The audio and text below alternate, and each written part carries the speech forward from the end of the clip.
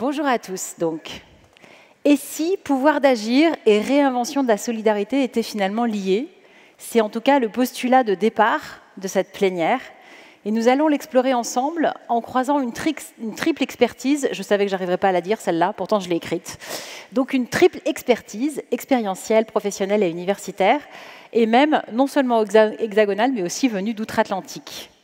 Car oui, autour de moi, honneur à vous, à qui vient de très loin d'abord, Denis Bourque. Vous êtes professeur à l'Université du Québec et commissaire aux États généraux du travail social. Son binôme, parce que donc les deux expertises sont théoriquement représentées par deux binômes à chaque fois, c'est Cyprien Avenel, sociologue et conseiller expert pour le travail social à la DGCS, la Direction générale de la cohésion sociale que j'ose à peine vous présenter. À leur côté, donc, devait figurer un local de l'étape, Régis Fender, qui est responsable des formations à l'IRTS de Lorraine, qui est malheureusement empêché par un souci personnel. Mais nous avons Christine Bailly, qui devait être son binôme et qui va devoir travailler pour deux. Elle est, entre autres choses, membre du COPIL, du comité de pilotage. Ça aussi, COPIL, c'est un terme que vous utilisez tout le temps. Du comité local du travail social et développement social Grand Est. Et puis Samir El Hamdi et Florence Moritz vont pouvoir éclairer de leur vécu, mais aussi de leur projet, parce qu'ils n'ont pas seulement un vécu, ils ont plein d'idées, cette notion de participation qui aujourd'hui est sur toutes les lèvres, mais qu'en est-il dans les faits? C'est un petit peu la question qu'on va se poser au travers de 3 temps de débat. D'abord, comment la définir et quelles conditions faut-il réunir pour qu'elle soit effective? Ensuite, on se demandera ce qu'elle peut bien apporter et comment elle modifie le travail social, qu'est-ce qu'elle peut bien apporter au travail social et comment elle le modifie. Et puis dans un troisième temps, on essaiera d'évoquer des pistes qui permettent d'aller de l'avant sur ce chemin de la nouvelle solidarité. C'est donc 3 temps de cette discussion que je vous propose. Avant que vous ne puissiez réagir et interroger vous aussi, à ce propos, il y a un petit numéro de SMS, vous pouvez envoyer vos questions au fil de la table ronde. Il est écrit, mais peut-être que tout le monde ne le voit pas, ou bref, 07 67 64 60 24. 07 67 64 60 24.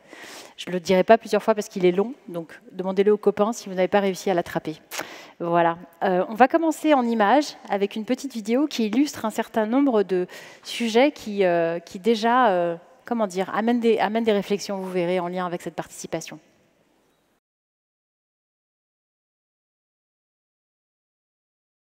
On a vécu des choses tellement fortes. Ça m'a permis de prendre confiance. J'ai plein de projets en ce moment.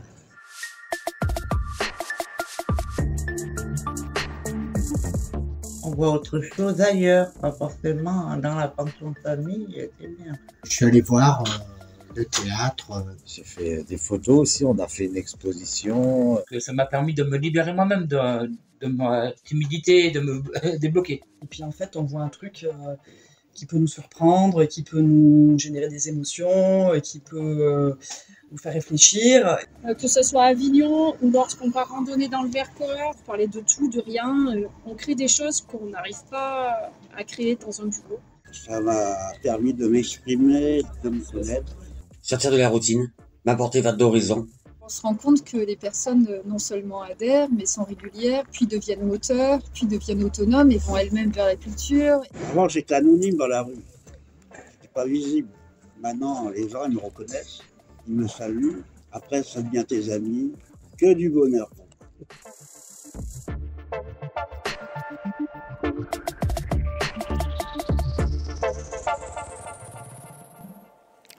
Que du bonheur.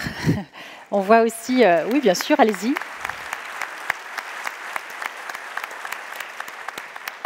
On voit aussi, je trouve, dans cette vidéo, l'importance de l'informel, où dans des temps informels, ça permet d'exprimer un certain nombre de choses. Je trouve que ça illustre bien aussi les notions de confiance en soi, de légitimité retrouvée à ses propres yeux. Voilà. Je vous dis ce que j'en avais moi comment dire, trouvé, parce que je trouve que la leçon était peut-être, certains d'entre vous ont pu avoir un petit peu des difficultés à comprendre tout ce qui était dit. Réécoutez-la à l'occasion, elle doit bien être mise en ligne quelque part, parce que je trouve que les paroles des personnes qui sont interrogées sont assez fortes. Alors, donc, premier temps de notre échange, je voulais annoncer, on va réfléchir à la définition de ce que c'est que cette participation. Au fond, Denis Bourque, la participation, c'est finalement redonner du pouvoir aux personnes pour qu'elles ne soient plus seulement utilisatrices de services ou d'établissements. Mais une fois qu'on a dit ça, qu'est-ce qu'on a dit? Merci, Madame, Messieurs, puis merci surtout à la FAS de m'avoir invité ici aujourd'hui. Mais je commencerai en disant que vous connaissez probablement l'adage « À beau mentir qui vient de loin ». Bien, moi, je ne vous mentirai pas, là, en disant que la réalité suivante, le travail social se porte mal en point au Québec, tout comme en France. Et c'est pour ça qu'on a entrepris en 2023-2024 une démarche pour faire face aux mêmes réalités et aux mêmes défis qui sont vécus ici, c'est-à-dire la perte de sens et d'efficacité du travail social, la faillite des services et des politiques publiques pour répondre aux crises qui se télescopent et la faillite du modèle de développement qui génère ces crises. Donc, on a entrepris une démarche qu'on a appelée les États généraux du travail social au Québec pour faire un état de situation, définir des orientations et se donner un plan d'action. J'estime que l'état de situation qu'on a établi va moins loin et est moins significatif que le livre blanc du travail social que vous avez vous-même produit collectivement en termes de diagnostic.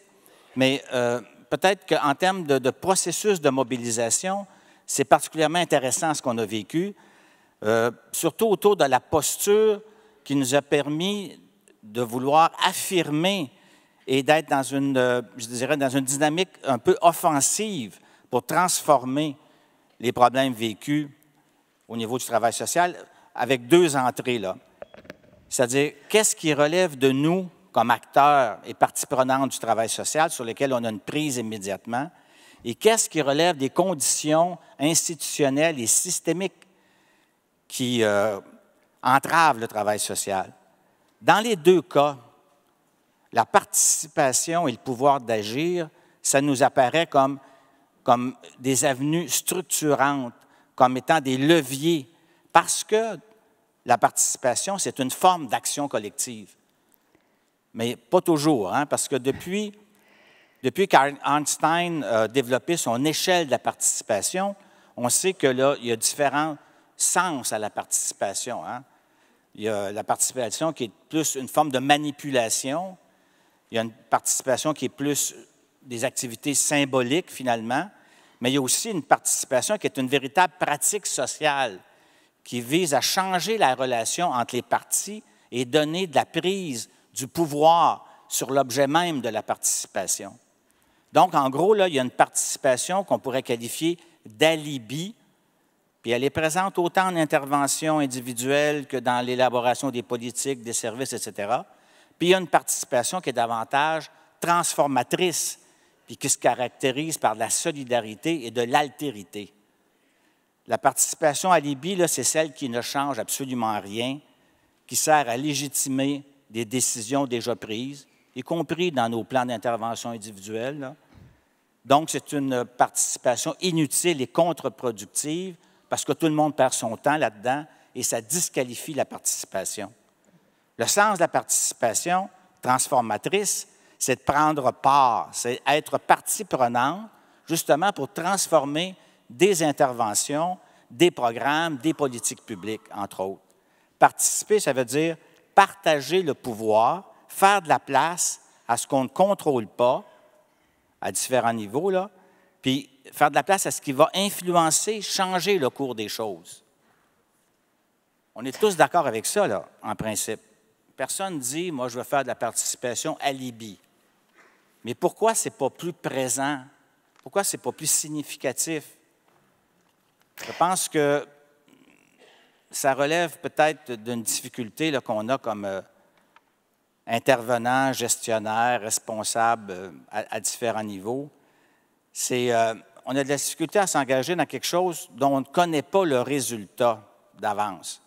Parce que la participation transformatrice, c'est un processus d'action collective qui se construit collectivement, puis qui va nous challenger. Et ça, il y a un inconfort là-dedans. Et la participation la plus significative, c'est celle même qui va nous amener à définir, à co-définir avec les personnes qu'on veut impliquer les règles du jeu même de la participation. Et ça, c'est tout un défi. Merci. Florence Moritz, vous qui avez eu besoin à un certain moment d'un accompagnement social, est-ce que vous avez eu l'impression, et je sais que c'est important pour vous qu'on reconnaisse les compétences des personnes, est-ce que vous avez eu l'impression d'avoir affaire à une participation alibi telle que vient de la décrire Denis Bourque, ou plutôt à une participation transformatrice qu'il appelle davantage de ses voeux? Oui, j'ai connu pendant ma période de vie plusieurs phases d'accompagnement social. Alors j'ai connu les deux. La participation alibi, j'étais présente, et la participation où on prend en considération le fait que j'ai les compétences, les qualités, les défauts, comme tout le monde. Donc en fait, la participation alibi, c'est vous êtes présente, mais j'ai de très très mauvais souvenirs parce que des décisions sont prises sans que je sois consultée. On me les impose. Et il y a des travailleurs sociaux. J'admire beaucoup les travailleurs sociaux, tous tant que vous êtes là. Je vous admire pour le travail que vous faites et tout ce que vous apportez aux personnes en situation précaire, aux personnes considérées comme pauvres. Mais il y a des accompagnements où, par contre, il y a des travailleurs sociaux qui n'ont pas laissé un souvenir inoubliable. Ah ben, non mais je vais être franche. Elle a été plus franche que ça en préparation, je vous le dis. Voilà. Je vous dirais qu'il y a 2 travailleurs sociaux que j'ai connus il y a des années de ça, où franchement, quand vous entendez rire les travailleurs sociaux de votre présence, c'est ça la participation? Non. C'est ça l'accompagnement social? Non. Et par contre, il y a des travailleurs sociaux qui prennent en considération le fait, mais vous êtes capable, vous êtes intelligente, vous aussi, vous êtes capable. Et ça, c'est la vraie participation, c'est celle pour laquelle j'ai des valeurs. Et alors, quand ça s'est bien passé, comment ça s'est traduit? On vous a demandé votre avis sur votre situation, ça paraît être la moindre des choses, mais est-ce qu'on vous a demandé aussi d'autres choses, sur d'autres points de vue, des choses un petit peu plus larges que votre simple parcours personnel? Alors, on m'a demandé mon avis, on m'a impliquée dans les démarches. Alors, il y a des connaissances que je n'ai pas, mais on m'a impliquée dans les démarches. Et on a ouvert, en fait, la travailleuse sociale a su ouvrir son horizon, quelque part. Sortir de ce qu'elle fait, je ne vais pas dire habituellement, mais en fait, élargir. Et je me rappelle de moments où une autre travailleuse, elle dit « Madame Maurice fait beaucoup, beaucoup de bénévolat ». Et il y a une ouverture d'esprit de ces travailleurs, de cette travailleuse qui est valorisante dans les 2 sens. Qui est valorisant pour la travailleuse sociale et qui est valorisant aussi pour la personne concernée. Et vous me disiez aussi que ce qui était important, c'était de s'adapter non seulement à la personne, bien sûr, mais au moment de vie de cette personne. Vous me disiez que vous, par exemple, à certains moments, vous pouviez avoir une relation bien horizontale et bien d'égal à égal, d'une certaine façon, avec le travailleur social, mais qu'à d'autres moments, vous n'étiez pas suffisamment en forme, on va dire, pour ne pas avoir besoin d'être davantage orienté, guidé. Tout à fait. Et je pense que la difficulté pour le travailleur social, c'est de savoir c'est d'arriver à s'adapter à la situation de la personne. Est-ce que psychologiquement, elle est capable d'agir, d'avoir un pouvoir d'agir, ou est-ce qu'elle est dans l'attente que la travailleur social fasse tout finalement?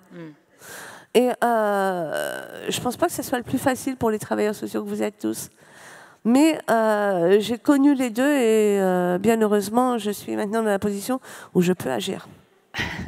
Merci.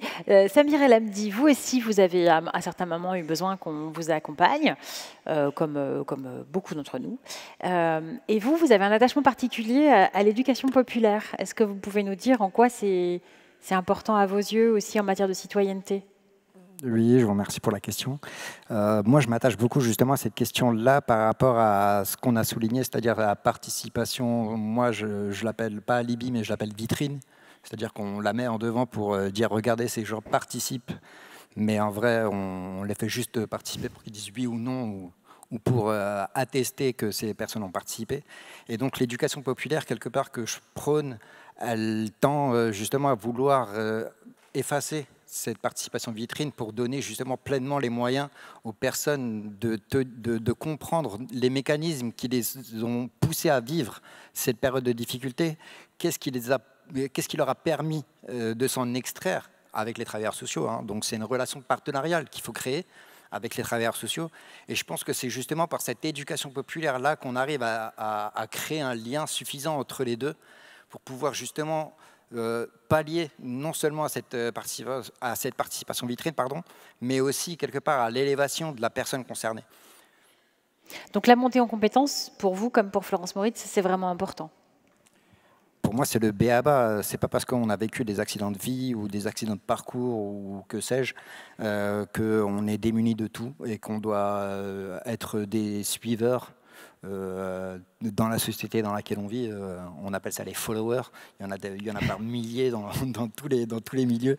Moi, je pense que justement, on doit acculturer les gens à devenir des leaders. J'ai entendu ça dans plusieurs ateliers, qu'il faut incarner quelque part cette posture de leader.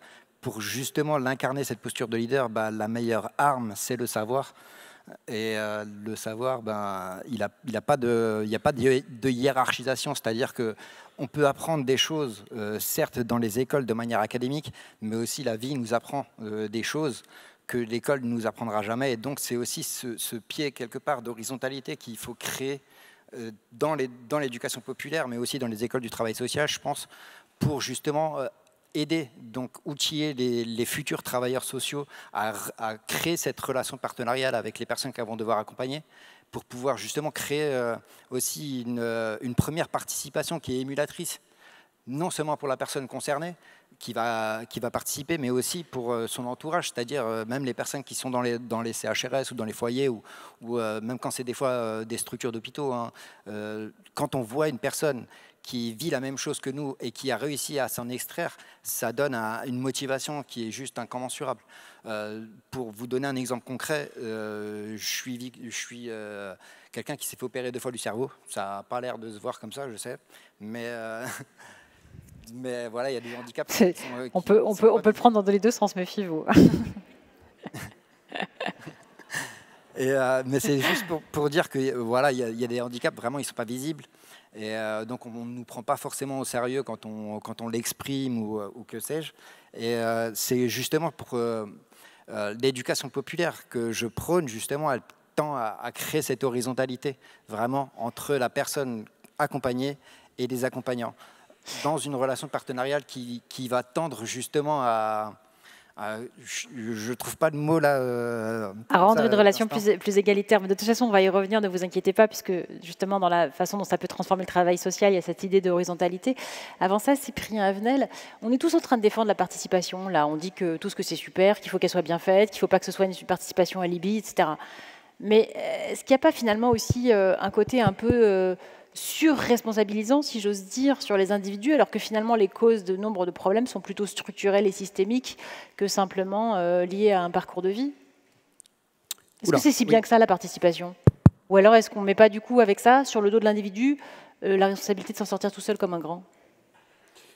Je ne vais peut-être pas répondre tout de suite directement à cette question-là, qui est pourtant une question essentielle, et je vais y répondre néanmoins. Mais juste peut-être revenir sur la question de départ, c'est la raison d'être de la participation, le pourquoi quand même, parce que ce n'est pas une fin en soi la participation.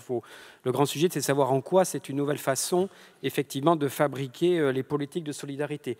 Je me permettrai juste de rappeler, parce que c'est significatif, qu'il existe depuis 2017 une définition officielle du travail social inscrite dans le droit de Code de l'action sociale de la famille, et que dans cette définition française du travail social, donc quand même inscrit le travail social dans le dur et dans la durée, la participation des personnes est vraiment au cœur de cette définition, et mentionner la question aussi des développements des capacités. Donc c'est important parce que c'est dans la continuité d'évolution législative depuis 20 ans, de toute une série de lois, on ne va pas les énumérer, on n'a pas du tout le temps, mais qui justement accompagne une évolution significative du rôle et de la place des personnes accompagnées dans la fabrication des politiques. Et je pense qu'il faut quand même insister. Alors tout l'enjeu, on va y venir, c'est en quoi les évolutions législatives se traduisent aussi dans la conduite des politiques sociales dans les territoires et les pratiques professionnelles et la relation d'accompagnement.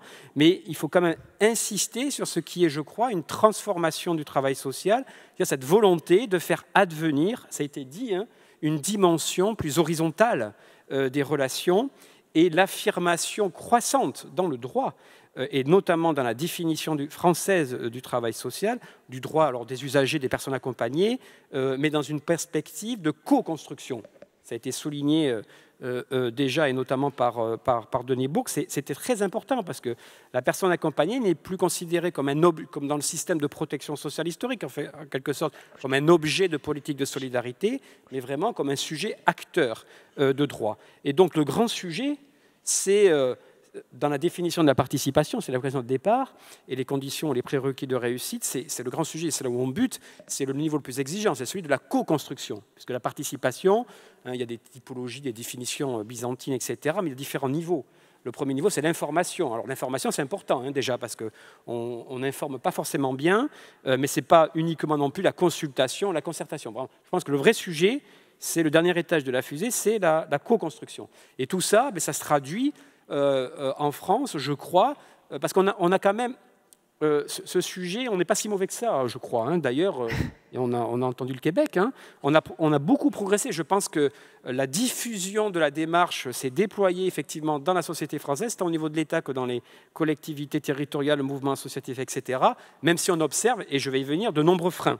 Hein, mais recherche de participation dans les accompagnements individuels et collectifs, depuis peu dans les dispositifs de co-formation aussi, hein, entre les travailleurs sociaux et les personnes accompagnées, mais aussi dans les activités de recherche, hein, à travers le croisement des savoirs, hein, des savoirs universitaires et des savoirs expérientiels, qui d'ailleurs, sous certaines conditions, et tout est dans certaines conditions, permet la mobilisation d'une analyse critique, réflexive, qui aboutit à mettre en débat les politiques de solidarité, à interroger les pratiques professionnelles, mais aussi à orienter le sens, hein, de nos dispositifs sociaux des politiques publiques. Donc, ce n'est pas rien, ce n'est pas un détail, ce n'est pas anecdotique, c'est vraiment, en fait, l'arrivée dans les politiques sociales d'un nouvel acteur en tant que tel des politiques sociales, en fait, hein, qui est donc plutôt optimiste. On avance. Ses compétences et ses expertises. Ce que j'ai voulu juste dire, ce n'est pas de l'optimisme, c'est juste qu'en fait, on a dans une conception de la personne accompagnée, de l'usager, qui a plus que son mot à dire au cœur de l'action. Et ça, c'est très important en réalité. C'est un mouvement de fond auquel on ne revient pas. Et à partir de là, juste très rapidement, je pense qu'il y a un double enjeu, une vraie question qui se pose pour nous en termes de défis et d'horizon positif, pessimiste ou je ne sais quoi, enfin en tout cas constructif, enfin, un nouvel horizon en tant que tel déjà, c'est en quoi, oui ou non, la participation, donc le vocable pouvoir d'agir, peut être effectivement... Restez bien près de votre micro, un outil de dépassement de tous les sujets de la table ronde, des tables rondes de ce matin. C'est-à-dire en quoi la participation est un dépassement du sentiment très prégnant mis en exergue dans le livre blanc de la fameuse perte de sens, en quoi il permet de retrouver du sens dans la perte de sens, voilà, hein, et ce sentiment aussi d'impuissance, hein, des professionnels du travail social. Mais attention, la participation, ce n'est pas qu'un remède identitaire à la crise des professionnels. C'est aussi véritable sujet de savoir en quoi c'est une réponse, en quelque sorte, pertinente, adaptée, je dirais, efficace dans la production des politiques sociales. Donc, moi, je crois, sans doute que je suis très optimiste, en tout cas constructif, mais à partir d'un diagnostic sans concession qui est effectivement la situation qui a été décrite ce matin, mais du coup, c'est comment on retrouve collectivement du souffle et du sens au-delà, oui, de l'empilement des dispositifs, de la complexité administrative, des impasses de plus en plus d'une logique de réparation, hein, face à la massification des situations de vulnérabilité, et de la logique très française de l'aide individuelle au cas par cas, qui produit deux choses, je le dis. Hein. D'un côté... Mais vous allez le dire vite. Comment? Mais vous allez le dire très vite. Trop vite? Non, pas trop. Très. Qui cantonne le travail social dans la gestion des situations administratives, dans une logique de guichet, donc je vais être obligé d'introduire des formules, dans l'exécution de prestations, la gestion des files actives, tout ce que vous connaissez, qui produit de la perte de sens. Et de l'autre côté, on n'a pas beaucoup parlé ce matin, mais c'est très important, complexité administrative, qui produit aussi du non-recours. Donc je pense qu'on est dans cette perte de sens et de l'autre du non-recours. Effectivement, la participation, c'est une autre conception de fabrication par le bas des politiques sociales, mais aussi de recoloniser notre avenir, de redonner un horizon émancipateur au travail social et pour le mettre à la hauteur de son potentiel et de le sortir de la gestion aujourd'hui de l'urgence, gestion palliative. On va y revenir sur cette histoire de préventif, parce que c'était des choses très intéressantes que vous me développiez quand on a préparé. Christine Bailly, logique de guichet. Effectivement, comment on fait pour continuer à permettre cette participation au sens noble, telle qu'on est en train de la décrire là, quand il y a quand même une part de contrainte dans les aides qui fausse peut-être un peu la relation? Comment est-ce qu'on peut se dépêtrer de ça dans le concret du terrain? Pas simple de démarrer ça après l'intervention optimiste de Cyprien. Effectivement, c'est pas si simple que ça que de mettre en place cette participation, même si elle revêt d'une vraie volonté, qu'elle est aujourd'hui inscrite dans la définition du travail social, dans nos pratiques, enfin, voilà. On sait qu'il existe quand même dans certains champs d'intervention des dispositifs d'aide ou d'accompagnement qui sont un peu contraints. Là, je vais parler en qualité de cadre de l'action sociale au sein d'un département chef de file de l'action sociale et médico-sociale en charge de la protection de l'enfance.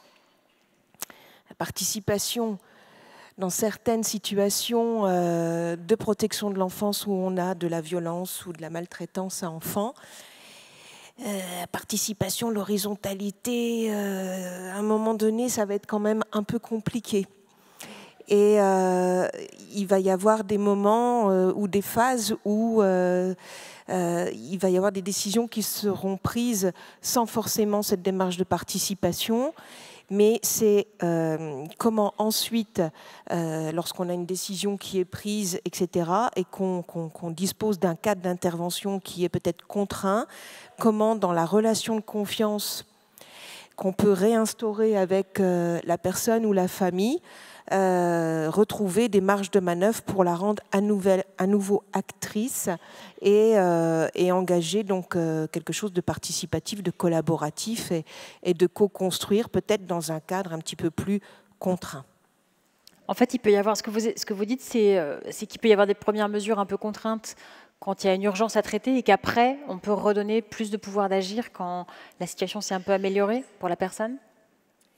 Quand c'est possible, hein, quand la personne est en capacité aussi de pouvoir participer et non en proie à des difficultés ou des vulnérabilités ou des troubles psychiques qui peuvent altérer aussi ses capacités à participer. Et là aussi, c'est toute l'expertise du travailleur social et de l'équipe de pouvoir jongler avec toutes ces capacités, même limitées, les plus limitées qu'elles soient, de pouvoir agir là où elle en est, avec son rythme, ses capacités, et de la faire participer autant qu'il soit possible. Alors, on en arrive au deuxième grand temps d'échange. Vous allez garder la parole parce que je vais enchaîner avec vous sur le deuxième grand temps d'échange, Christine Bailly, que je voulais qu'on ait sur ce que ça peut apporter au travail social, cette participation. On a déjà évoqué les enjeux d'horizontalité, mais on pourra y revenir autant que de besoin. Mais vous me disiez aussi qu'il y avait des choses importantes à faire peut-être au sein des institutions en matière d'instances qui permettent cette participation. Peut-être que les CVS seraient à revisiter, les CVS, mince, j'ai un conseil de la vie sociale, pardon. Voilà, j'ai eu un trou de mémoire. Seraient à revisiter. Ça faisait partie des choses qui vous semblaient importantes peut-être de modifier les institutions pour quelque part permettre à la participation de trouver vraiment sa place dans le mode de fonctionnement? Alors, lors de notre échange, effectivement, on avait évoqué cette instance des comités de vie sociale qui font partie de la loi de 2002 et qui sont un outil de la participation pour les structures que vous êtes associatives. J'ai dit tout à l'heure que moi, je travaillais dans un département où là, les instances de participation, elles sont plus compliquées à mettre en place. Et on le voit bien quand on porte des politiques sociales de manière transversale et partenariale sur le terrain, on s'appuie sur la dynamique qui peut être mise en place avec les associations. Je citerai notamment Soraya Adrien qui est dans la salle et qui nous a un petit peu incité à développer des comités départementaux de personnes accompagnées.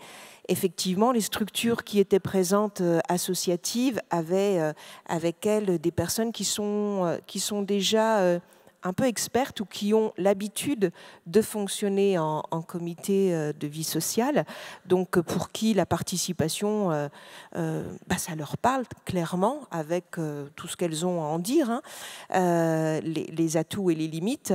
Nous, dans les collectivités, c'est un petit peu plus compliqué. On a quelques instances réglementaires qui sont posées dans le champ du dispositif du RSA ou de la perte d'autonomie.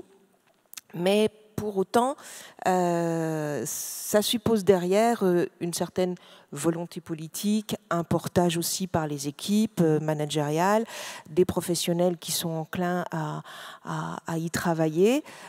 Donc effectivement, on est plus sur des initiatives qui peuvent exister ou qui peuvent être portées par les uns ou les autres.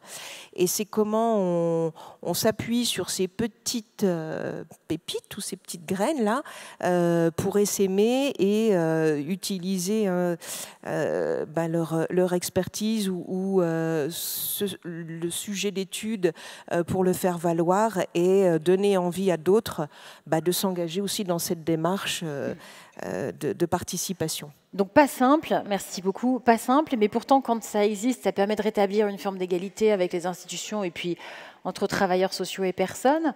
Et dans ce cas-là, Denis Bourque, l'accompagnement devient, vous me disiez, une forme d'alliance entre les personnes et les travailleurs sociaux qui les accompagnent. Mais comment est-ce qu'on accompagne ce changement de culture, ce changement de posture? C'est peut-être pas si simple que ça? Non, il n'y a rien de simple dans ce qu'on discute là, c'est évident. Moi, je trouve que la participation, c'est une source d'optimisme par rapport aux situations qu'on vit actuellement. Parce que c'est sûr qu'on peut y voir là, des avantages à la participation au niveau de la démocratisation, du pluralisme, de la justice épistémique, toutes des valeurs importantes. Mais fondamentalement, là, la participation, c'est une amélioration de la qualité des services. Ça donne plus d'efficacité aux interventions professionnelles, aux services publics, et ça devrait donner plus de pertinence aux politiques publiques également, la participation. Et fondamentalement, on a besoin de ça parce que ça ne peut pas continuer comme c'est parti actuellement, là, au niveau de l'augmentation des besoins, des problèmes sociaux, des dysfonctionnements sociaux. On les voit comme travailleuses sociales, comme acteurs impliqués. On les côtoie tous les jours.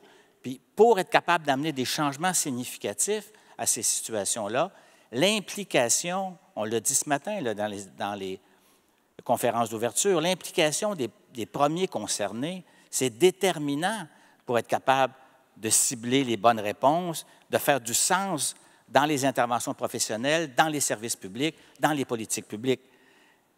Mais il y a des limites, il y a des difficultés qui sont associées à cette volonté-là. Trop souvent, la participation est centrée sur l'intervention individuelle. On a de la difficulté à passer à un niveau collectif de la participation. Donner, je dirais, une capacité d'autodétermination, une capacité autoportante à la participation, pour être capable de faire en sorte qu'elle influence par elle-même les dispositifs. Puis il y a aussi une autre difficulté, rapidement, c'est la désillusion, peut-être la désaffection d'un certain nombre de personnes accompagnées, de partenaires dans les territoires, et peut-être même de nous-mêmes là, par rapport à la participation, parce qu'elle était trop souvent participation alibi, comme on mentionnait tantôt, ou de façade. Là. Donc, il y a du travail à faire. Puis même dans la culture, d'une certaine manière, d'un certain nombre de personnes qu'on accompagne, il y a souvent quasiment une demande de dire « prenez-nous en charge, dites-nous quoi faire ». Moi, je l'ai vécu, j'étais organisateur communautaire et je voyais que les gens me disaient « vous travaillez pour le gouvernement, chez nous, on appelle ça le gouvernement plutôt que l'État, là. Donc, vous savez, qu'est-ce qui est bon pour nous, dites-nous-le ». indiquez-nous ce qu'il faut faire, alors que la participation, c'est exactement dans le sens contraire. Donc, c'est important, pour dépasser ces limites-là, de mettre l'accent sur notre capacité d'action comme acteur du travail social dans toutes les parties prenantes, là. Et je reviendrai là-dessus, la capacité d'action, dans ma dernière intervention, mais je trouve qu'ici même, aujourd'hui, il y a la preuve de cette capacité d'action avec les quelques 1000 personnes réunies. C'est formidable, mais je pense que c'est inspirant pour être optimiste. Et merci. C'est pas simple. Vous me disiez, Cyprien Avenel, ça revient quand même à passer du faire pour au faire avec. Donc ça, on le sait, on le dit souvent. Mais ce que vous me disiez aussi, c'est que ce passage du faire pour au faire avec, c'était une façon de passer du clinique au civique. Et je trouvais ça très intéressant dans notre échange préparatoire. Qu'est-ce que vous voulez nous dire par là? On a trop souvent limité les personnes qu'on accompagne à un problème, plus qu'à un sujet d'éducation? Alors très rapidement, ça implique aussi de bien dissocier les dimensions individuelles du pouvoir d'agir, qui est en réalité très subversif dans la conception et la posture professionnelle dans l'accompagnement, et la dimension collective du pouvoir d'agir. Et ça sera peut-être le troisième tour, tout dans le collectif. Parce que je pense qu'on a une vision qui est trop sur les dimensions individuelles du pouvoir d'agir. Ce sera dans le troisième temps, on va beaucoup évoquer le collectif. De l'empowerment. Alors déjà, sur le plan individuel, et vous avez parfaitement raison, ça fait très longtemps qu'on le dit, mais ce n'est pas pour autant qu'on le fait. C'est beaucoup plus facile à dire d'ailleurs assis sur une table ronde qu'à le pratiquer concrètement. Mais on est vraiment dans une transformation du modèle de l'accompagnement, du faire avec la personne, ça a été dit, telle qu'elle est, et non pas dans un travail sur autrui, d'un travail d'expertise sur la personne et ses problèmes tels qu'elle devrait être. Voilà. Et c'est difficile à concrétiser parce qu'on est dans une société française qui a quand même historiquement la passion de la verticalité. Et donc le modèle du travail social français est très moulé dans le modèle médical, de l'expertise sur un problème, etc., qui est reproduit, je n'ai pas le temps de développer, dans les logiques d'organisation en silo de nos politiques d'action sociale. Mais matinée néanmoins, mais ça va ensemble, ça a été dit aussi ce matin, d'un rapport assez paternaliste aussi, avec la verticalité. Mais dans toutes les tables rondes et dans tous les travaux que j'ai pu conduire, etc., avec des représentants des personnes accompagnées, une chose revient systématiquement, c'est, et je parle sous votre contrôle, n'est-ce pas, c'est l'importance qu'il y a à comprendre pour un travailleur social qui n'est pas là uniquement pour réparer quelque chose, mais surtout pour accompagner la personne telle qu'elle est. Et donc c'est aussi historiquement une autre fonction en fait. C'est plus tellement le travailleur social comme porte-parole, j'allais dire, de la personne ou de l'usager, mais c'est plutôt l'émergence d'un nouvel acteur, c'est-à-dire une parole portée par l'usager lui-même. Et ça, ce n'est pas un détail, parce que de ce point de vue-là, ce qu'on appelle aujourd'hui l'appui à l'autodétermination, le pouvoir d'agir, l'aller vers aussi, c'est une posture assez paradoxale, très complexe, ça renvoie aux fondamentaux éthiques, pratiques, théoriques du travail social, mais ça a le mérite de le révisiter, c'est une posture très subtile, très complexe, mais très professionnelle, car il s'agit avant tout de pouvoir prendre en compte le libre choix de la personne, au-delà d'un schéma normatif préétabli, parce qu'il y a du pouvoir d'agir, mais les sociologues disent aussi qu'il y a un pouvoir discrétionnaire, voire un pouvoir tutélaire, un pouvoir normatif. Et donc, c'est en fait quelque chose de proximité. D'ailleurs, l'aller vers, je pense que c'est une métaphore très contemporaine de ce que doit être l'action sociale aujourd'hui. C'est un grand pas en avant, la personne, et la participation incarne bien ça, mais aussi un petit pas en arrière. Parce que c'est aller vers l'autre, mais sans imposer de la norme, sans infantiliser. Donc un travail social de proximité et de distance réunis. Donc c'est vraiment plus du tout le modèle de la prise en charge, pour reprendre un vieux langage. C'est au contraire quelque chose qui est plus facile à dire, mais de lâcher prise dans l'accompagnement pour pouvoir réellement s'appuyer sur ce qu'on appelle effectivement les capacités, les compétences et l'expertise. Et ça pourrait peut-être permettre de prévenir aussi plutôt que de toujours guérir, c'est-à-dire d'éviter plutôt que de réparer. Oui, d'une certaine façon, évidemment, puisqu'on est beaucoup plus en amont, puisqu'on considère que ce sont les personnes destinataires qui sont d'abord le mieux placées pour apporter l'expertise de la situation et des réponses à déployer et de façon co-construite. Ce qui est parfois pose aussi des questions éthiques. Ce n'est pas si simple que ça, parce que parfois il y a du renoncement au droit alors que le besoin est extrêmement criant. et qui est un refus d'être justement accompagné. Donc c'est toute la subtilité dans la capacité à développer, je crois, une relation soutenante sans surplomb. C'est ça le défi. Et c'est en ça que le pouvoir d'agir transforme fondamentalement les conceptions plus classiques de l'accompagnement. Alors, relation soutenante, je vous coupe un petit peu la parole pour qu'on poursuive le débat. Oui, c'est vrai. Mais c'est parce que vous la prenez plus que ce qui est prévu, c'est pour ça. C'est pas de ma faute, en fait. C'est pas de ma faute. Puis vous savez, il y a un très méchant caniche à côté de vous, faites attention. Relation soutenante, c'est vraiment ce que vous espérez, ce que vous attendiez. Florence, me disiez-vous, vous parliez de relations côte à côte. J'imagine que ça fait écho chez vous, ce que vous venez d'entendre dans les mots de Cyprien que je viens d'interrompre, pour vous laisser la parole à vous. En fait, c'est la faute de Florence, tout ça, vous voyez. Voilà. Merci Sophie, parce que je vous ai écouté attentivement, monsieur Bourque, et ainsi que vous, monsieur Avenel. En fait, la participation, la place qu'on laisse à la participation de la personne concernée, c'est en fait, en tant que travailleur social, la considération que vous avez, quelque part, ça reflète la considération que vous avez pour la personne que vous accompagnez. Moi, je vais aller d'extrême à un autre. Je vais parler d'infantilisation en structure, et croyez-moi, c'est une réalité. Là, il n'y a pas de participation. Le conseil de vie de maison, en fait, si vous leur imposez, ils sont là. Bon, c'est passé, allez hop, on oublie, on verra ça le mois prochain. Et il y a des conseils de maison qui se passent comme ça en structure. Donc, quelle participation? Il y a une infantilisation.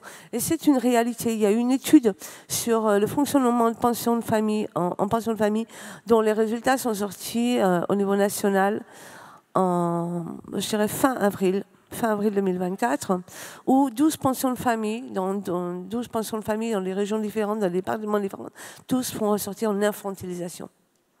En fait, les personnes, il ne faut pas oublier que les personnes, elles le ressentent, cette infantilisation, et que, en fait, ça vient dévaloriser votre travail social, votre travail à vous tous. Et à côté de ça, vous avez des travailleurs sociaux qui vont mettre en avant la participation des personnes concernées, qui vont les considérer, en fait, d'être humain à être humain. Qui vont considérer les compétences, qui vont alors que ce soit dans l'accompagnement ou que ce soit lorsque on se retrouve, on croise à échanger sur, par exemple, la participation de personnes concernées dans un groupe d'appui national participation où on travaille croisé. On a sur le travail sur un plaidoyer participation, on s'est retrouvé à échanger avec des personnes, avec des professionnels, personnes concernées. Là, on a une considération, on a une réelle participation, on n'a pas de participation en Libye, on n'a pas d'infantilisation comme on a en structure. Et alors, quand il n'y a pas cette infantilisation et quand il y a la participation que vous appelez de vos voeux, qu'est-ce que vous y gagnez principalement? Un meilleur traitement de votre dossier, mais peut-être aussi de l'estime de soi, de la confiance en soi? Il y a de l'estime de soi, il y a de la valeur en soi, il y a de la confiance aussi dans le monde du travail social. Et il y a une valorisation dans les deux sens. Il y a une valorisation du travail. Oui, vous avez l'impression que quand la personne est mieux reconnue, le travail du travailleur social est aussi plus valorisé. C'est ça que vous voulez nous dire? Attendez, là, je n'ai pas tout suivi. Pardon, vous parlez un peu vite pour moi. Vous voulez dire que quand la personne est bien prise en considération, le travail social et le travailleur social l'est tout autant, lui aussi davantage? Oui, il est valorisé. Et par la personne concernée, et puis par le travailleur social lui-même. Ça marche mieux. Samir El Hamdi, vous qui avez été confronté aux inégalités, me disiez-vous, vous les avez vues, elles vous semblaient criantes un peu dans tous les domaines. Est-ce que vous avez l'impression que si ce travail social il devient un petit peu plus horizontal, ça va contribuer à les réduire, oui ou non? Et est-ce que ça va pouvoir atteindre toutes ces inégalités ou est-ce que certaines méritent d'autres traitements par ailleurs? À mon sens, je pense que toutes les inégalités ne sont pas combattables dans la même direction, parce que justement, c'est quelque chose qui est éparse. Mais c'est clair que ça peut que améliorer les choses. Pour moi, je vais revenir un peu au pouvoir d'agir, parce que dans le sens de la relation partenariale, le pouvoir d'agir donc des personnes concernées, grâce aux travailleurs sociaux et la relation partenariale qu'ils peuvent créer, il peut se muter en un développement du pouvoir d'agir qui est individuel et qui devient au service du collectif. Et c'est tout ça, quelque part, le sens de notre travail, ce qu'on fait un peu tous les jours. On a la chance, nous, en Alsace, dans le Grand Est, d'avoir un comité local du travail social, du développement social, qui est très éclectique et très horizontal, où une personne concernée comme moi, par exemple, elle travaille en toute horizontalité avec Christine Baillet, par exemple, ou Chantal Mazaev, qui est une directrice d'une école de travail social, entre autres, hein, donc avec toute une équipe comme ça qui est plurielle, où on arrive à travailler avec horizontalité et chacun trouve sa place naturellement, sans se sentir écrasé ou autre. Je pense que c'est vers ça qu'il faut tendre. On a la chance déjà d'avoir pu mettre quelque part un pied à l'étrier, chez nous, dans notre territoire. Je pense que c'est un modèle qu'il faut mettre en avant.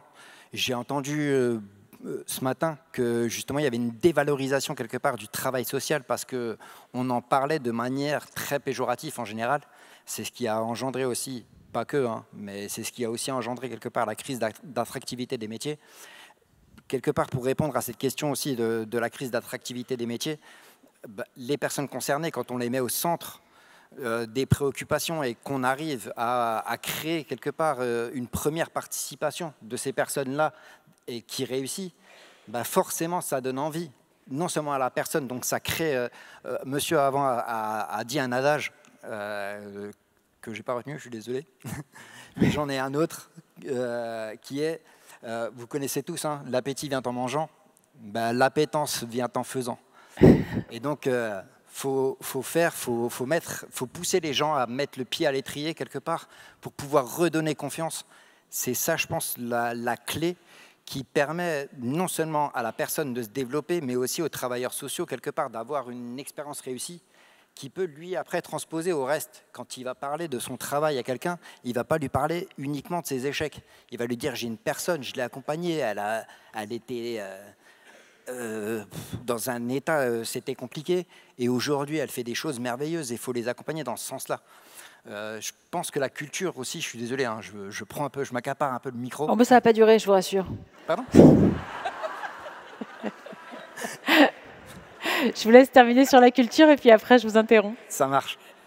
Je pense que pour moi, la culture, c'est un des outils justement pour les travailleurs sociaux qui permet de créer non seulement un lien, mais une première confiance quelque part à la personne. Et pas qu'à la personne. C'est ce que montrait la vidéo d'ailleurs de début d'échange. Exactement. Exactement. Et donc c'est ça qui crée quelque part non seulement une émulation, une réussite, une envie d'aller beaucoup plus loin. Je ne sais pas si vous avez vu l'exemple du jeune homme qui était dans un foyer d'enfants et qui a appris à faire du piano dans la gare et qui a gagné, je ne sais plus quel télécrochet, mais il a gagné un truc, c'est extraordinaire, quoi. C'est juste pour dire que il faut accompagner les gens jusqu'à l'utopie, quitte à ce que des fois la personne accompagnée, on va l'accompagner dans un mur, mais il faut savoir que si... En fait, il faut se redonner le droit de rêver. C'est ça. Mais alors, le rêve s'arrête au fait que vous n'avez pas un chrono infini. Donc on va... Merci beaucoup, Samir Hamdi. Vous n'avez pas un chronomètre infini. On va passer au troisième temps. Non, je plaisante, je fais des pirouettes, mais en fait, je suis tenue à un timing, sinon après, je vais me faire gronder. Moi, je ne suis pas pressée, hein, j'ai tout mon temps, mais vous, après, il y a d'autres choses, il y a un CA, il y a tout ça. Ça marche. On va passer au troisième temps de cette table ronde, puisque vous nous avez invités à avoir l'appétence de faire. On va essayer de donner des outils et des pistes de réflexion pour justement aller de l'avant. On va commencer avec vous, Christine Bailly. Vous avez porté à destination des professionnels un guide des pratiques participatives. Est-ce que vous pouvez nous dire un petit peu, peut-être surtout ce qu'il y a dedans, plus que de nous faire toute la genèse, mais voilà, quels bénéfices peuvent en tirer les travailleurs sociaux qui sont devant nous? Donc, je vais essayer d'être synthétique et rapide pour répondre à la commande. Je vais passer pour quelqu'un de maltraitant. Ce que je suis, mais normalement, je le cache. Oui, c'est ça. C'est foutu. Donc, effectivement, ce guide des pratiques participatives, il est pour l'instant au stade de prototype. Il est le produit d'une démarche participative et collaborative qui a été construite dans le cadre du comité local du travail social Grand Est depuis 2 ans dans une commission qui s'appelle la participation et le développement du pouvoir d'agir et qui réunit, comme l'a dit tout à l'heure Samir, des gens de centres de formation, des travailleurs sociaux, des personnes accompagnées, etc. etc. Et il est issu c'est un guide Grand Est qui est issu vraiment des pratiques qui ont pu être inspirantes et qui nous ont été communiquées d'une part par les professionnels, mises en miroir ensuite avec le recueil de la parole des personnes concernées, où on a vu que la participation, c'était pas si simple que ça, que c'était une des composantes et qu'il y avait des compétences autour du savoir, du vouloir, du devoir, de l'envie aussi, et que la participation, c'est aussi pouvoir prendre part, contribuer ou recevoir. Donc on est parti de tous ces concepts-là. On a redemandé aux uns et aux autres de contribuer autour de ces compétences-là, ce que ça voulait dire pour eux. Et ça s'est fait de manière individuelle, collective, à travers des groupes, des collectifs qui étaient déjà constitués. Et on a travaillé donc ce guide de la participation, de pratique participative, et qui a pour objet d'être un petit peu un guide mémoire. Enfin, j'ai vu tout à l'heure le plaidoyer de la participation de la FAS. On retrouve pas mal de notions communes où effectivement on pose un peu... Est-ce qu'on peut prendre des exemples des bonnes pratiques que vous avez repérées? 1 ou 2 exemples, vous en avez en tête? Dans les bonnes pratiques? Oui, vous dites on s'est appuyé sur les bonnes pratiques qui avaient été disponibles, enfin qui permettent cette participation. Est-ce que vous en avez en tête? Je ne veux pas vous piéger, donc si vous ne les avez pas en tête... à la base, c'était surtout Régis Fender qui devait parler de ça, donc ne vous sentez pas piégé. Ce qui a retenu notre attention, justement, puisqu'on évoquait ce matin la crise de l'attractivité des métiers, il y a plusieurs structures qui, aujourd'hui, dans leur phase de recrutement de professionnels, associent les personnes concernées aux entretiens de recrutement. Parce que c'est les personnes en situation de handicap, par exemple, les plus à même à poser des questions aux futurs salariés pour évaluer la capacité à les accompagner dans leur quotidien. Et ça, c'était une pratique qui nous a semblé assez inspirante, avec un croisement de regard ensuite entre les personnes concernées et les professionnels qui bien souvent se retrouvaient ou affinaient vraiment la phase de recrutement. Ça, c'est vraiment quelque chose qui nous a marqué. Et puis d'autres démarches aussi qui nous ont inspirés, mais je ne sais pas si Et on le trouve où ce guide, si jamais quelqu'un a envie de s'y référer? Pour l'instant, il est encore au stade du prototype. Il est disponible en ligne, on peut continuer à l'améliorer, c'est ça? On était dans cette phase-là. Régis Fender, qui n'est pas là, on est quand même la cheville ouvrière. Il est cadre de formation à l'IRTS. Il nous a beaucoup aidés. Effectivement, on a sondé un petit peu les équipes pour voir ce qu'il y avait à revoir sur le fond ou sur la forme. Mais vraiment, ce qui est important de retenir, c'est que c'est un outil qui résulte de ce que les professionnels et les personnes concernées ont à en dire de cette participation et qu'est-ce qui fait qu'à un moment donné, ça peut donner envie de participer, à savoir un environnement favorable. On a parlé de convivialité tout à l'heure, on a parlé d'humour, on a parlé de règles à poser, bien connaître le cadre d'intervention, être informé de ce pourquoi on est invité à participer. Le deuxième ressort, c'est la reconnaissance, la légitimité que les personnes concernées ont, enfin personnes concernées ou professionnelles ou qui on veut, à partir du moment où on est dans une démarche participative, les personnes à qui on demande de participer sont légitimes pour le faire. Et doivent être reconnues comme telles. Comment? Et doivent être reconnus comme tels. Doivent être reconnus dans cette... Et cette reconnaissance passe aussi par le nécessaire feedback. Si on demande à quelqu'un de participer, ce n'est pas seulement une participation alibi ou vitrine. Si elle a contribué à un moment, elle a droit à avoir un retour sur ce qui s'est passé dans les phases où elle n'a pas été associée. Donc ça, c'est important. Et après, ça va être très rapide. Pour que tout ça, ça fonctionne, il faut aussi que, de la part des travailleurs sociaux, de ceux qui animent cette participation, il y ait une écoute permanente, une expression libre de la parole. Et ce n'est pas seulement au moment où nous, travailleurs sociaux, on a envie d'aller rechercher la parole des personnes, c'est au moment où la personne a envie de le faire et en capacité de le faire. Et ça, c'est quelque chose qu'on a appris. Et puis cette question d'horizontalité. Donc effectivement, avoir un vocabulaire commun, avoir un devoir partagé, c'est-à-dire qu'on a des contraintes et on a des obligations qui sont communes. On a une volonté de cette participation. Et ces ingrédients-là font que, quelque part, ça donne envie. Font que ça fonctionne. On va vérifier tout de suite que ça fonctionne avec vous, Florence Moritz. Merci, Christine Bailly. Vous participez à différentes instances de représentation, y compris au niveau régional. Quand on parle de participation, instance de participation, pardon, j'ai dit instance de représentation. Quand on parle de légitimité des personnes qui sont dans ces instances, est-ce que vous avez l'impression, vous, qu'on vous l'a donné, cette légitimité ? Oui, tout à fait.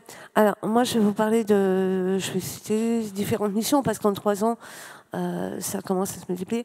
Je vous parlerai, par exemple, d'avoir intégré le conseil d'administration, le bureau de la fédération des acteurs de la solidarité Centre-Val de Loire. Et en fait, l'ouverture, l'accueil qui nous est laissé à nous, personnes concernées, nous sommes 2 personnes concernées, déléguées du CRPA, à être membres du bureau du conseil d'administration. Les professionnels, en fait, nous laissent la place, nous laissent nous exprimer, sont dans la bienveillance. Et il y a cette considération qui est accordée aux personnes concernées qui permet la participation. Donc, je parle aussi bien au niveau... Je parlais tout à l'heure des travailleurs sociaux, mais également des personnes qui, au sein de la FAS, vont nous laisser nous exprimer. Au niveau de la participation, je vais vous donner 2 autres exemples. Je vais vous parler de ce qui se fait, des projets qui existent quant à l'intervention de personnes concernées sur la participation auprès d'étudiants. Par exemple, en 3e année de moniteur éducateur à Tours, ou d'étudiants en 3e année d'assistants sociaux, où nous allons venir animer des ateliers sur la participation, l'échelle d'Einstein de la participation, et échanger avec les étudiants pour, dans leur cursus de formation, en fait, intégrer la notion de la participation de la personne concernée, des compétences de la personne concernée, de ne pas voir en fait la personne concernée que simplement comme un dossier, un numéro de dossier où on a telle chose et telle chose à faire pour l'accès au droit, par exemple. Ouvrir l'univers de ces étudiants dès le départ, avant même d'être diplômés, avant même qu'ils soient en fonction aux compétences et à la possibilité de participation de la personne concernée. Je finirai par un autre exemple. Dernièrement, le conseil départemental, et je vois ma chargée de mission qui est là, participation, le conseil départemental du Cher a mis en place un groupe de travail de personnes concernées, qu'ils viennent du GELIF, qu'ils viennent de la FAS, qu'ils viennent d'autres structures, d'autres associations, sur comment la personne concernée voit l'accueil, le traitement de son dossier au niveau du conseil départemental. Alors, en fait, à un moment donné, nous avons eu un regard croisé, une séance de travail croisée avec des travailleurs sociaux, mais qui travaillent dans le même sens. Que ce soit, par exemple, la confidentialité, l'accueil de la personne concernée, la confidentialité vécue par le travailleur social, par la personne concernée, l'existence d'un référent unique au niveau du traitement du dossier par le travailleur social, mais souhaité également par la personne concernée. Et en fait, ce sont des exemples de participation, de considération Donc oui, une prise en considération effective pour vous. Voilà, c'est valorisant et pour la personne concernée, et elle a l'impression d'apporter de la valeur au travail social. Merci Florence. Samir El-Hamdi, vous, pour favoriser cette participation, vous planchez actuellement sur un projet d'école de la participation. En 2 mots, de quoi retourne-t-il? Ouais, un petit peu plus que 2 mots quand même. Pour continuer ce que disait Florence, parce qu'elle a dit que du positif de la participation, il faut aussi pointer les choses qui améliorées.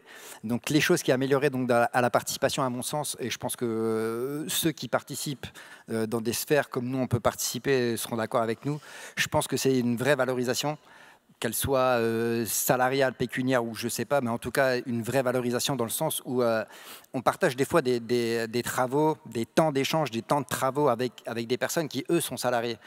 Et nous, on fait le même travail que ces personnes-là et on n'a pas de salaire. Et donc ça...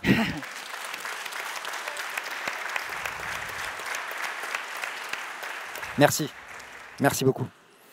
Et je pense que ça, c'est vraiment un des gros points à améliorer. Au-delà de ça, oui, j'ai un projet que je suis en train de développer. Donc je souhaite développer donc, une école de la participation citoyenne qui a plusieurs axes. Donc un axe politique, un axe social, pour justement avoir une vision un peu holistique sur justement les problématiques et aider à outiller un maximum de personnes qui vivent dans la précarité ou qui vivent des difficultés ou des problèmes de santé et qui ont envie de défendre non seulement leurs droits à eux, mais peut-être les droits des autres. Bah, c'est de leur donner les outils, non seulement de prendre la parole en public, parce que c'est pas donné à tout le monde. Hein. Moi, je vous parle là, mais je suis pas serein. Hein. J'ai le cœur qui palpite à 100 000. Et je pense que... Ah, si. Et c'est un exercice quand même qu'il faut apprendre à avoir. Comme tu l'as dit, il faut apprendre aussi à utiliser des termes qui sont génériques. Chose que les pros, vous devez encore faire un pas vers ça. Utiliser les acronymes, ça va un moment, mais à trop.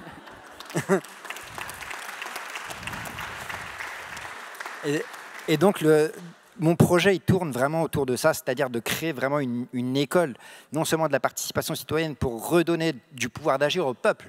Moi, c'est ça qui m'attache. C'est quand on voit aujourd'hui la situation politique dans laquelle on vit aujourd'hui, avec un taux d'abstention qui est juste record, et quand il n'est pas record, ou il est record dans l'autre sens, on voit bien que la démocratie, elle est vacillante aujourd'hui.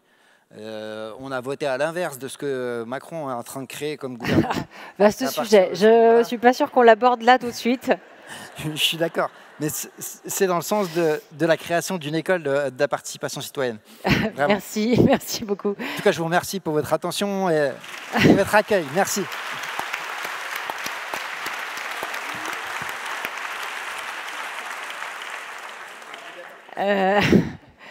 Ça fait plaisir, ça fait du bien. Alors, pardon.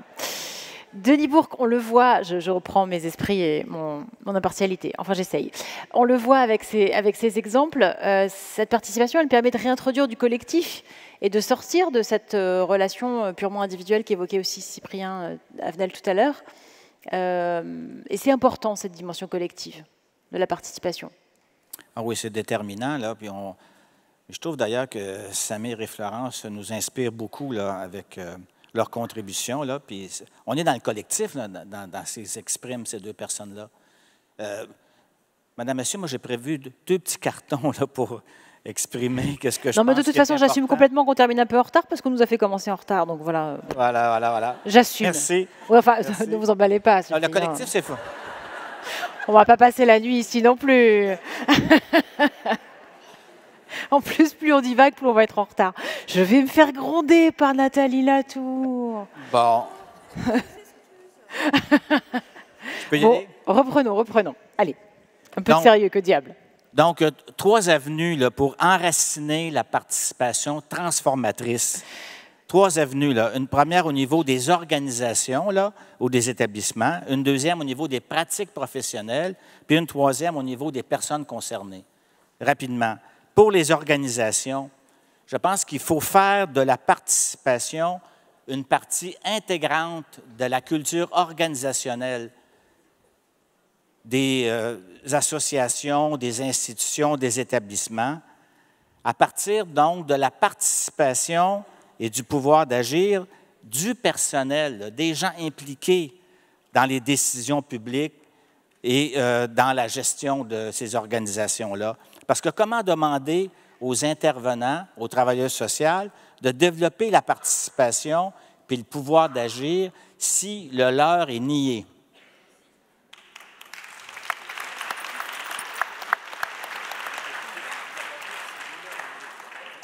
C'est pas facile, ça, de développer, je dirais, une culture de la participation dans les organisations, dans une société aussi hiérarchisée que la vôtre.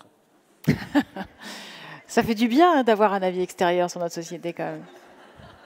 Ensuite, rapidement, dans des organisations, il y a des conditions à mettre en place pour dépasser l'individuel, là, pour collectiviser et pérenniser la participation. Je dirais, premièrement, miser sur l'intervention collective.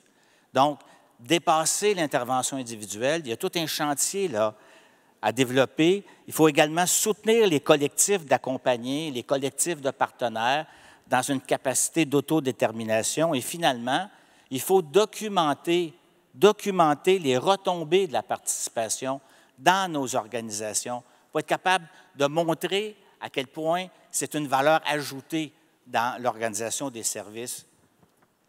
Le deuxième niveau, c'est les pratiques professionnelles.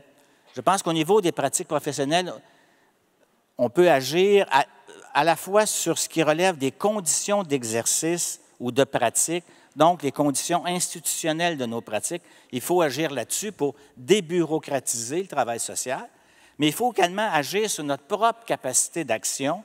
Par exemple, être en mesure de problématiser, selon nos termes, les enjeux de la participation, être proactif pour partager nos succès. J'avais écrit ici nos bons coups, mais il semble que ce n'est pas la même signification. Donc, nos succès, s'investir dans les des joies du communautés français, de ça c'est pratique. génial. J'insiste là-dessus, s'investir dans des communautés de pratique entre intervenants, travailleurs sociaux, gestionnaires, pour faire avancer cette question de la participation. Et finalement, au niveau des personnes concernées, moi, je trouve qu'il faut continuer d'affirmer et d'imposer votre légitimité, votre compétence, votre expertise et votre droit, parce que votre participation, là, c'est une condition pour des services publics puis un État social à la hauteur de nos défis collectifs.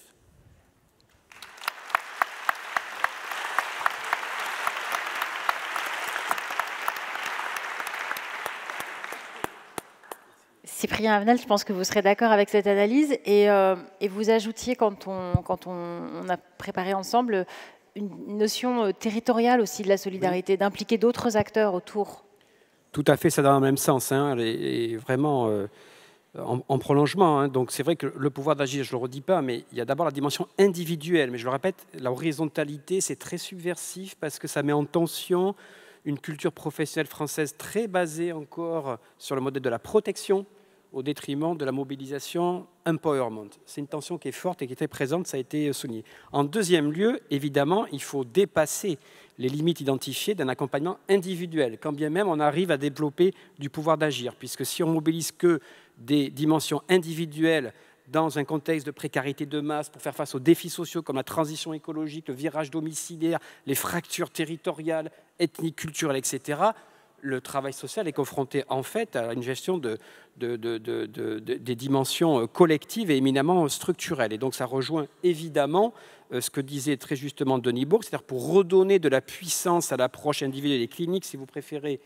de l'intervention sociale, il faut évidemment mobiliser aussi une approche territoriale, civique. Mais c'est pour aussi mettre en alerte en fait sur le fait qu'on reste quand même, je pense, en France, sur la dimension individuelle du pouvoir d'agir, ce qui fait que, pour faire une sociologie basique, mais tellement vraie, que dans une conception étroitement individualisante, il n'y a pas de pauvreté.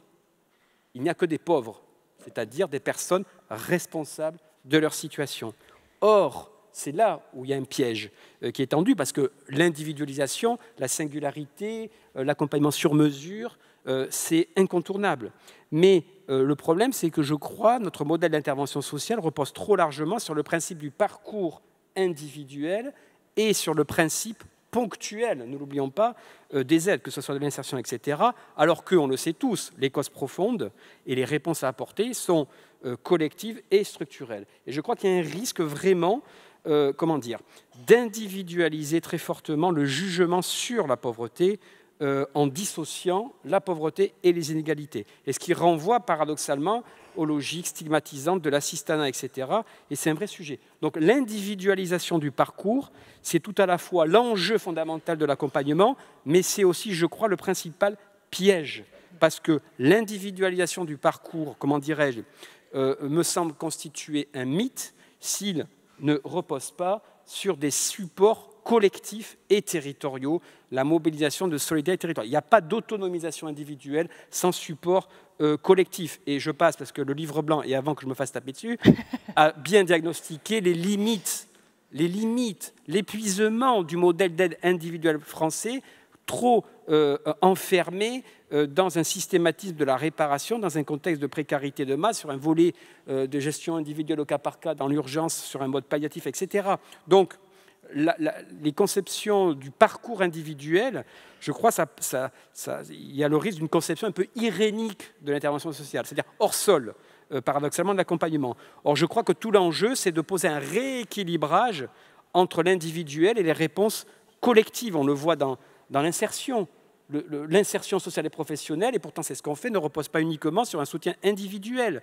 Ça doit mobiliser beaucoup plus fortement les institutions et le collectif, ce qui fait que, notamment pour le retour à l'emploi, ce qui veut dire aussi que donc on n'est pas seulement ancré dans un accompagnement singulier, individuel, éminemment nécessaire, pas seulement aussi temporel, parce qu'il faut de la durée pour l'accompagnement, mais également un accompagnement qui se veut territorial et économique.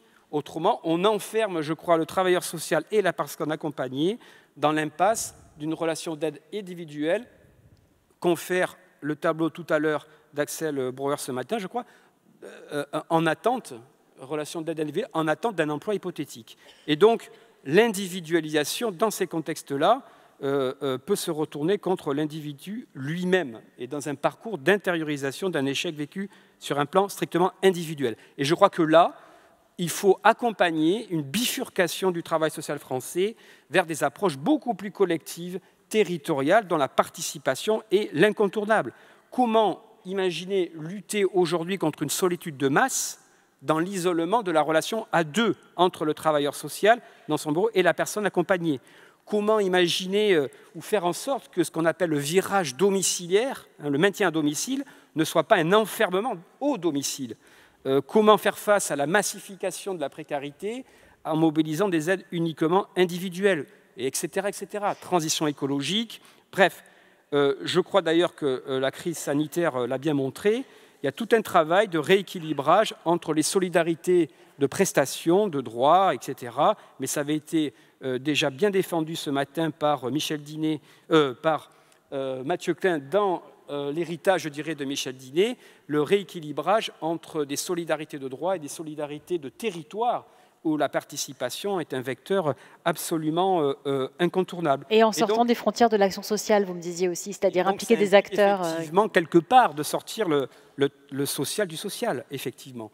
Puisque le travail social doit non seulement aller vers les populations, mais il doit aussi et surtout, parce qu'il y a le droit commun, et l'embolisation du droit commun, il faut qu'il aille aussi vers les autres acteurs du territoire pour justement mobiliser, et le travail social peut être le fer de lance, je crois, dans les territoires, de recherche de solutions collectives, décloisonnées, pour justement mieux accompagner les individus sur le plan individuel dans l'accompagnement. Or, ça implique effectivement de mobiliser des solidarités de territoire, d'aller vers le milieu, d'être sur l'entourage et pas seulement sur la personne, donc de faire du développement social communautaire au sens québécois de Denebourg. Et je crois que c'est un chantier qui peine à s'ancrer en France. En tout cas, les différentes méthodes de l'intervention collective, ça offre, je pense, l'incontournable possibilité de contrebalancer les logiques qui me paraissent redoutablement individualisantes des parcours sociaux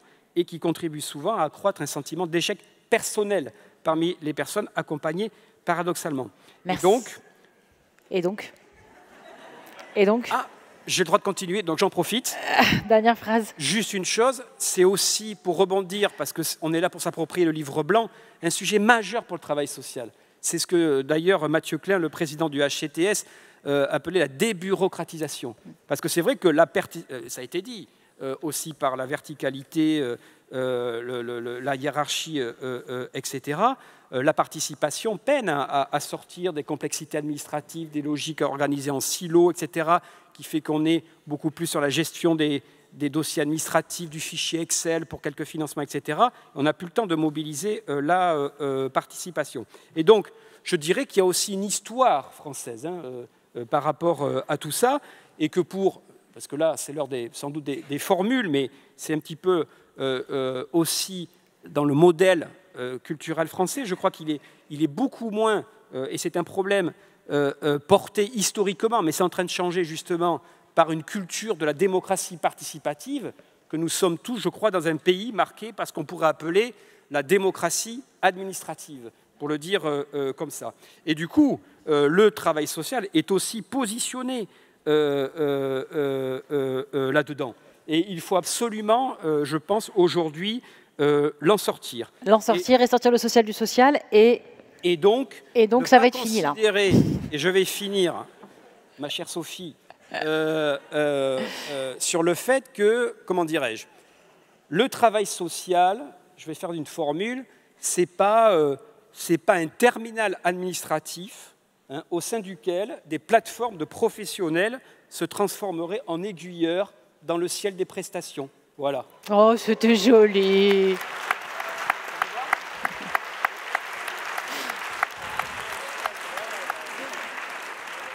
Je suis même pas sûre de réussir à la ressortir du premier coup, celle-là. Je suis séchée. Merci beaucoup. Elvire, est-ce qu'on a quelques questions qu'on prend? De toute façon, là, on est hors délai, donc on n'est plus à ça près. Est-ce qu'on prend une ou deux questions ou pas? Bonjour. Et lesquelles? Alors effectivement, il y a eu de nombreuses questions. Il y en a 4 qui s'affichent parmi les plus récurrentes. La première, ce serait comment pourrait-on mieux valoriser la participation des personnes, y compris financièrement? La seconde, quelle différence entre participation et pouvoir d'agir? La troisième, que dire aux équipes et hiérarchies qui disent qu'elles n'ont pas le temps de faire de la participation et à qui on impose une temporalité qui est différente de celle des personnes? Et enfin la dernière, quelle volonté politique d'élaborer les politiques publiques dans une logique de co-construction avec les personnes en grande précarité? Eh bien, on est reparti pour 2 heures. Moi, je veux bien répondre à la première. Merci Elvire, absolument. Mais on va faire ça. En fait, on va demander une réponse, enfin un interlocuteur par question. Effectivement, ça peut tout à fait être vous, Samir, pour la première. Comment mieux valoriser la participation des personnes? Qu'est-ce que vous attendez là-dessus? Moi, les sous, ça vous nous l'avez dit? Forcément, mais ça doit s'appuyer forcément par un texte de loi sur lequel j'ai travaillé depuis déjà 1 an. Donc j'ai travaillé un texte de loi avec un argumentaire qui va à l'appui pour justement démontrer que la participation, elle doit être financière, du moins financiarisée. Parce qu'il n'y a pas de raison, hein. Comme je vous ai expliqué avant, si on participe à des travaux où il y a des personnes qui ont un salaire pour le faire, je ne vois pas pourquoi d'autres personnes... S'il vous plaît, on reste attentif à ce que dit Samir. Ne seraient pas salariés. Oui, salariés et donc reconnus comme tels. Mais alors, est-ce que ça ne peut pas poser un problème avec les minima sociaux qui sont retouchés dès le premier euro gagné? C'est compliqué, cette histoire-là. Je ne dis pas qu'il ne faut pas, hein, c'est une vraie question. J'imagine que vous y avez réfléchi. Oui, bien sûr. Et pas forcément, parce qu'il existe... moi, je suis encore au RSA aujourd'hui et je suis un expert reconnu donc, par la Haute Autorité de Santé. Je travaille pour eux. Je suis salarié dans ce cadre-là et pourtant, aucune de mes prestations ne saute. Donc, c'est possible. Parfait. Merci beaucoup. Je vous en prie. Merci. Sur la différence entre participation et pouvoir d'agir, s'il vous plaît, c'est pas tout à fait fini. On a pris 4 de vos questions, donc on va prendre la peine d'y répondre. Donc, merci d'écouter les réponses qui vont pouvoir vous être apportées. Sur la différenciation entre le pouvoir d'agir et la participation, peut-être Denis Bourque, comment est-ce que vous distinguez l'un de l'autre? Certainement. En fait, la participation, c'est une condition du pouvoir d'agir. C'est ce qui permet de mettre en mouvement le pouvoir d'agir. Il n'y aura pas de pouvoir d'agir sans participation, mais il peut y avoir participation qui ne mène pas au pouvoir d'agir. C'est un saut qualitatif, le pouvoir d'agir par rapport à la participation, mais ça l'exige comme base. Il faut qu'il y ait participation pour, je dirais, créer les conditions du pouvoir d'agir. Ben voilà, c'est très clair. Qu'est-ce qu'on dit à la hiérarchie, Christine Bailly, qui n'écoute pas les temporalités différentes des personnes et des travailleurs sociaux? J'exerce mon droit de réserve ou... Mais je dis qu'il faut le prendre, ce temps. On a dit ce matin encore qu'il fallait avoir des temps d'espace, des espaces de temps pour pouvoir réfléchir, mais s'autoriser à prendre ce temps de travailler autrement et de concilier, parce que moi je trouve, Cyprien, qu'il faut pouvoir concilier l'accompagnement individuel et l'accompagnement collectif. Je ne vais pas reprendre une formule en même temps, mais il faut pouvoir trouver l'équilibre entre les deux et ça veut dire un accompagnement, enfin déjà une volonté politique, il faut ensuite un portage des équipes managériales, il faut que des professionnels puissent avoir le temps de le faire et il faut des moyens financiers et humains. Je pense par exemple, ça me donne l'occasion d'évoquer les projets des comités départementaux des personnes accompagnées qui ont été une initiative régionale qui se sont essaimées dans tous les départements, portée par la FAS avec une chargée de mission. Et aujourd'hui, il faut prendre le relais, mais sans chargé de mission, sans moyens financiers pour le porter, ça va être compliqué parce que effectivement, la temporalité, l'engagement pour ce genre de choses, s'il n'est pas reconnu, valorisé financièrement ou pas, mais s'il n'y a pas un temps dégagé en tout cas pour les professionnels pour pouvoir le faire, à un moment donné, le risque c'est l'épuisement et on n'arrive plus à participer. Donc il faut quand même que ce soit une évolution dans les organisations pour dégager du temps et puis surtout derrière prendre le temps de le valoriser, de le faire reconnaître pour le rendre légitime, le porter en haut lieu vis-à-vis des dirigeants, de vos dirigeants, de nos élus, pour montrer toute la dimension que cet investissement dans l'action collective peut avoir comme plus-value pour l'ensemble des personnes qui en bénéficient. La dernière question, je vous la sers sur un plateau, Cyprien Ravenel. Vous allez peut-être m'en vouloir finalement d'avoir eu la parole là-dessus, sur quelle est la volonté politique des pouvoirs publics. Alors évidemment, vous n'êtes pas pouvoir public et vous n'êtes pas volonté politique à vous tout seul. La question, c'est de savoir, est-ce que vous sentez quelque chose de ce point de vue-là? Est-ce qu'il y a une espèce de continuité? Ou voilà, quel élément de réponse vous pourriez avoir là-dessus? Alors Sophie, je vais prendre la parole, je vais réagir et après je laisserai la parole à Cyprien si tu veux bien.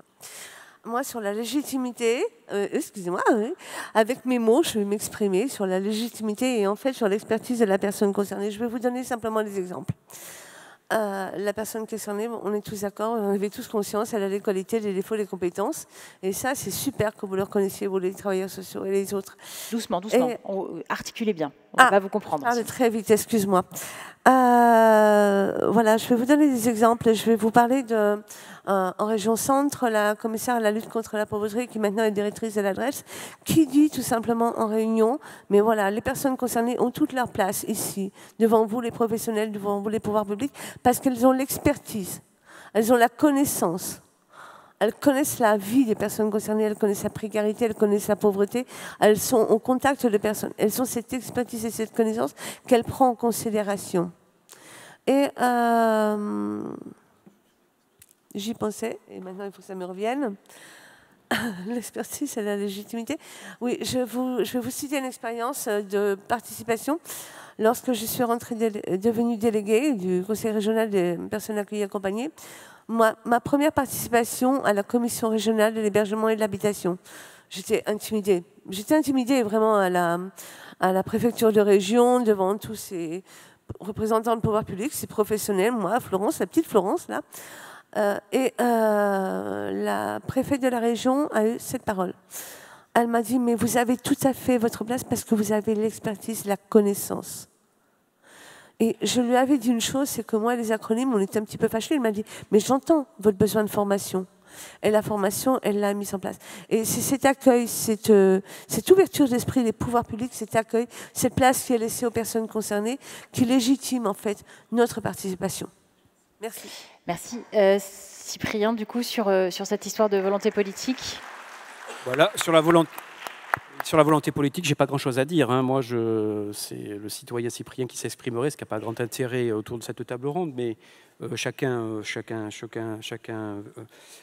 verra de lui-même, et puis sur quel sujet en plus, je ne sais pas trop. Simplement, alors c'est pas pour vous taquiner, Sophie, mais je voudrais rebondir sur une notion qui est sérieusement fondamentale, qui a été abordée, c'est la temporalité. Alors là, pour le travail social, c'est une notion qui, ces 20-30 dernières années, a été progressivement délégitimée dans un mode de gestion, de management des organisations qui a, comme vous le savez, privilégié au nom de l'efficacité, qui par ailleurs, ou l'efficience, hein, le rapport entre les moyens et la pratique, et les objectifs des politiques publiques, une démarche objectif-résultat qui a conduit à du rendu compte, etc., qui est enfermée dans la bureaucratisation. Bon, donc il faut relégitimer la notion de temporalité, de temps relationnel. Là où on a tendance à enfermer justement le travail social dans la quantification, la prescription, la tarification au dispositif, comme à l'acte dans T2A dans la santé. C'est un vrai sujet. Et donc, c'est une reconquête pour le travail social des marges d'initiative au-delà de la norme prescriptive, en quelque sorte. Il faut trouver des espaces de réflexivité, de délibération, des espaces collectifs et qui impliquent du temps relationnel. Et c'est une condition pour renouer avec l'efficacité de l'action publique. J'en suis absolument convaincu. Donc renouer, retrouver des espaces, et notamment dans les organisations des collectifs de travail, pour sortir notamment le travail social d'un certain sentiment de solitude, d'isolement, qui est aussi celui, il faut remettre du collectif de travail dans les organisations, et il faut, sur les territoires, développer du travail social collectif, dans lequel la participation est un vecteur incontournable et qui implique de réhabiliter la notion de temps relationnel, de temporalité, qui a été discréditée, il me semble, ces dernières années. C'est un des fondamentaux du travail social qui implique un partage managérial exigeant et qui va à l'encontre de toute la mécanique organisationnelle actuelle. Merci beaucoup. Je crois que, alors je suis désolée, je n'ai pas noté votre prénom, mais il semblerait qu'il y ait une facilitatrice graphique qui... Elle n'était pas là, elle n'est pas là. Bon, bah alors voilà, on avait parlé d'elle pour cet après-midi aussi, donc comme ça, je n'ai oublié personne. Et ben écoutez, merci beaucoup à vous tous, intervenants, à vous tous qui étiez en face de nous.